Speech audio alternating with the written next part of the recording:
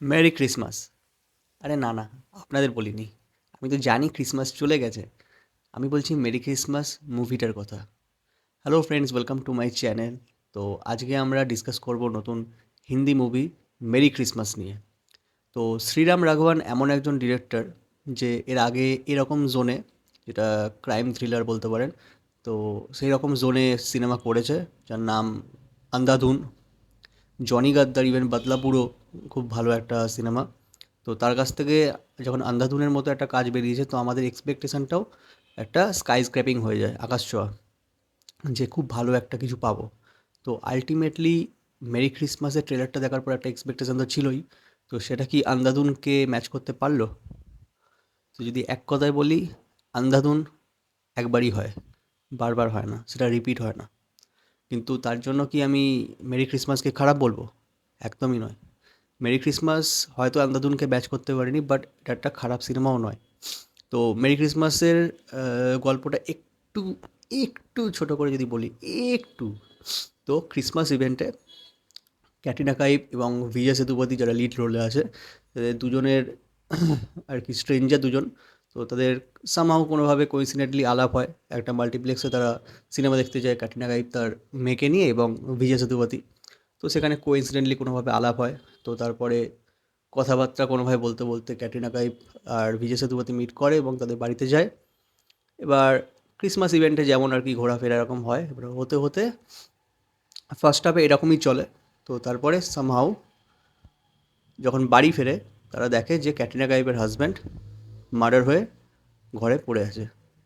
তো তারপরে কি হয় সেটা জানতে গেলে আপনাদেরকে সিনেমাটা দেখতে হবে।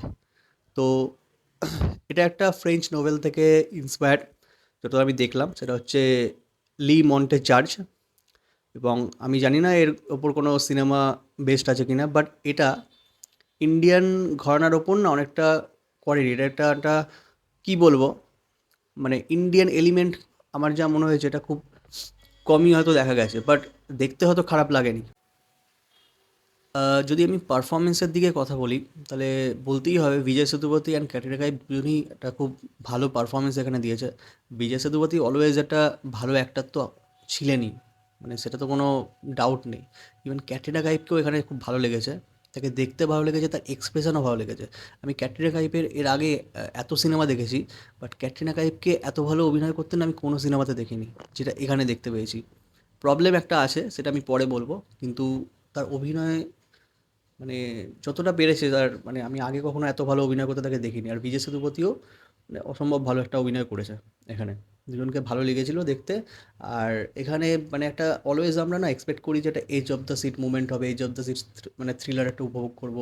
এই সিনেমাটার মধ্যে ওরকম কোনো ব্যাপারটা হয়তো আপনারা পাবেন না। যারা এক্সপেক্ট করবে যে ওরকম কিছু একটা পাবেন সিনেমা থেকে, ওটা তারা পাবেন না। বাট একটা ডিসেন্ট একটা সাসপেন্স তো থাকবেই, সেকেন্ড হাফ থেকে স্পেশালি একটা আলাদা সাসপেন্স, একটা মিস্ট্রি একটা ক্রিয়েট হবেই, যেটা দেখতে ভালো লাগবে। এবং শেষের দিকে যখন টুইস্ট আসবে, সেই টুইস্টগুলো খুব মানে চমকপ্রদভাবে দেখিয়েছে ডিরেক্টর, আর খুবই ভালো একটা ফিল দেবে শেষের দিকে যখন এন্ডিং হবে। এরকম এন্ডিং জেনারেলি খুব একটা দেখতে পাওয়া যায় না, কিন্তু যখন সিনেমাটা এন্ডিং হবে খুব ভালো একটা ফিল আপনাদের দেবে। আমার পার্সোনালি সিনেমাটার খুব ভালো একটা ফিল দিয়েছে, খুব ভালো লেগেছে। হয়তো আপনাদেরও সেটা ভালো লাগবে।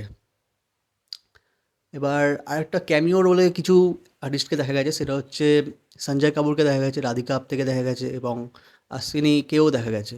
তো তাদের ছোটোখাটো রোল, ছোট রোল ছিল, বাট বেশ মজাদার ছিল, ভালো ছিল। একটা সাটেল একটা হিউমারও একটা বজায় রেখেছে ডিরেক্টর এখানে। স্পেশালি সেকেন্ড হাফে খুব ভালো ভালো কিছু ডায়লগ ফায়লগও দেখতে পাওয়া যায়, যেটা খুব ভালো লাগে দেখতে। এবার যদি সিনেমাটার নেগেটিভ কিছু পয়েন্ট নিয়ে আমাকে আলোচনা করতে হয়, তাহলে প্রথমেই আমি বলবো যে ফিল্মের ফার্স্ট হাফটাকে মানে বিল্ড আপ দেওয়া একরকম, বাট এতটা ড্র্যাগ করে নিয়ে যাওয়া, মানে লোককে পেশেন্সের সাথে দেখতে হবে সেটা।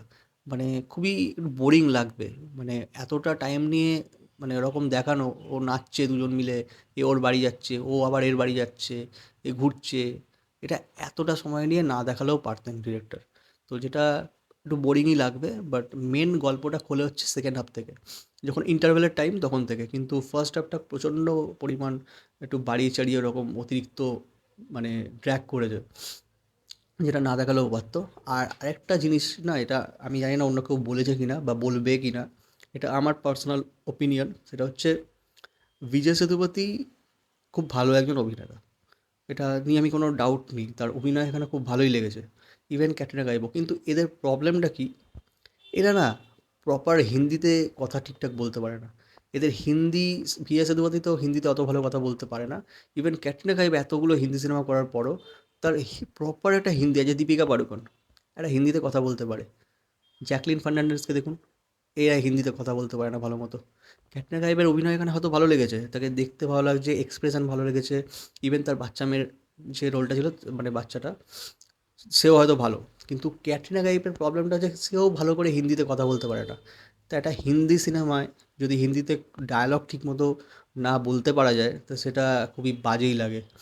অন্তত ইন্ডিয়ান অডিয়েন্সের সেটা খুব খারাপই লাগবে, এটা আমার লাগে। পার্সোনালি আমি বলছি, কেউ রাগ করবেন না, বিজয় সেতুপতি অভিনয় ভালো, বাট ওই হিন্দিটা ঠিকঠাক বলতে পারে না। হয়তো অন্য আরও কি ভালো, মানে স্টার বা যাই হোক অ্যাক্টর ছিলেন না, অবশ্যই ছিলেন, তাদেরকেও বাঁচা যেতে পারতো যারা একটু হিন্দিতে ঠিকঠাক কথা বলতে পারে। এটা আমার পার্সোনাল ওপিনিয়ন, এটা হয়তো আপনারা খারাপ ভাববেন, কিন্তু প্লিজ একটু বুঝে দেখুন। ওভারঅল যদি আমি বলি, যে মুভিটা সত্যি কথা বলতে কি আমার ডিসঅ্যাপয়েন্ট তো করেনি। আমার ভালোই লেগেছে মুভিটা দেখতে। আপনারা দেখুন, আপনাদের আশা করি খারাপ লাগবে না। একটা ডিসেন্ট একটা সিনেমা আমি বলতেই পারি এটাকে। থিয়েটারে গিয়ে দেখুন, আপনাদের ডেফিনেটলি ভালো একটা ফিল দেবে। থ্যাংক ইউ, অ্যান্ড ভিডিওটা লাইক করুন, অ্যান্ড চ্যানেলটাকে সাবস্ক্রাইব করতে হবে, তাই তো?